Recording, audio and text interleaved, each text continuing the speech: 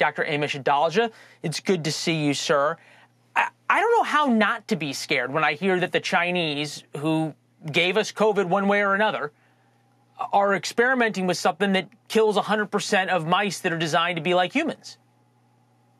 Well, I think it's important to recognize that people are going to be doing coronavirus research long into the future because that is a pandemic threat. The key thing is making sure it's done safely, as you alluded to. Is it being done at the correct BSL level? And while there are a lot of alarmist and sensationalistic headlines about this experiment, I think it's important to remember that this wasn't something that really necessarily poses a threat to humans at this time. This is a specific mouse model that has lots of receptors all over the body in a way that humans don't.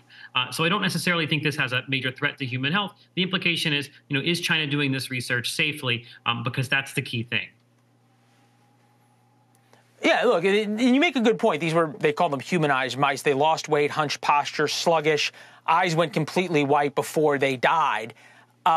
In this strain that they created, 100% kill rate of mice, Ebola average fatality 25 to 90%, MERS 40%. Obviously, COVID-19 we found out was less than 1% in terms of a kill rate. So what this could do, I guess the question is, you said the key is if China can do this safely.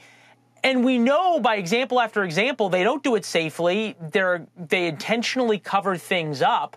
Why isn't there a bigger push among the scientific community to force China, after all of this, to be more transparent?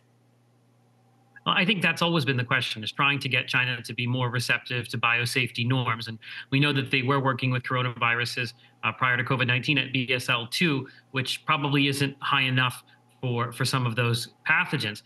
It's very hard to get countries to apply societal norms that they themselves don't agree to. I think what you have to do is continue to put pressure on China in terms of diplomatic pressure, in terms of other scientists that have to collaborate with these individuals to make sure that if they're going to be collaborating with Western scientists, that they're doing it in a safe manner. It's really only through social and scientific pressure that I think something like this can change. This culture can change. I see what we say on the lower third there. Can Chinese labs be trusted? That I'm reading question mark. The answer to me is absolutely not, and they've shown no desire to be trusted.